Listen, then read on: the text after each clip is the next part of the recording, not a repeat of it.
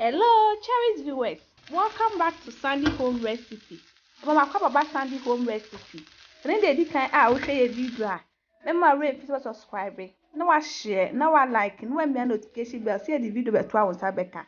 Nebe say beef fried rice. Into your start. Where beef no.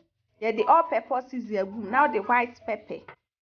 Now the 1/4 teaspoon garlic powder, half teaspoon ginger powder, 1/4 teaspoon salt. Now the we didn't took cry the egg. Now the question jaso.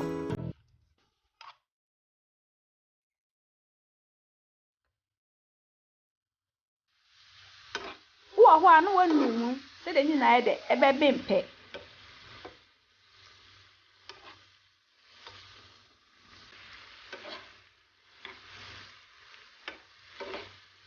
Most when I wear no one to Jana and I said the weather where yes, no quatua and why the adum to be in the egg when the wax. And there I said then, what done it done said the ancient now so best I then I've been pet. Please, if you're new to our channel, don't forget to hit the bell icon to get new video you post and also subscribe. I've been where yes in chain. Now I the work on our moon to be in sweat when one mono. Into they have teaspoon salt to taste. Now when no moon we are not catastrophe so near then every into a then 1.5 cup rice. Yamono, obey home. It's all room we pay. Oh, home yeah. Now what was said wedding and sooner they see that na a bruno. They the best someone a gum. Oh, we no now the uncle cried the egg boom. Now when no moon we are no catasso. I say Jano so low no na money to me at the etone bobbing.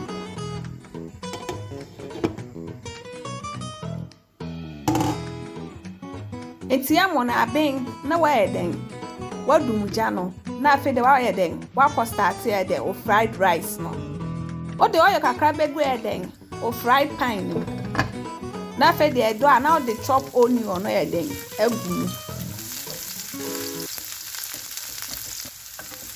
Na chika crabby now the then. Whoa, spring onions why there akaho. Then also why there enu. We are now the bell pepper. That's why then akaho then also why then when nu.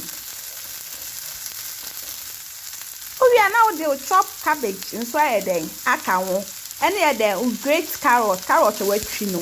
Not the one who need them. German is so kakra. Please, if you're new to our channel, don't forget to subscribe.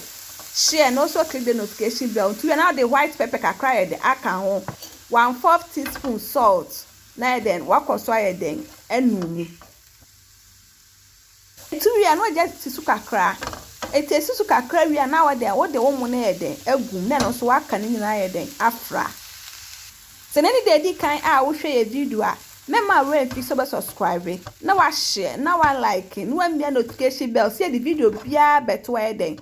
One side then ebeka. I mix here no. Now the Maggi sauce kakra de egum. Then also why de waka de afra. And son now de then ubi for now chi and so then egum. Please remember to hit the bell icon to get new video you post. Until then, I've been now I the what serve. So then they can share a video.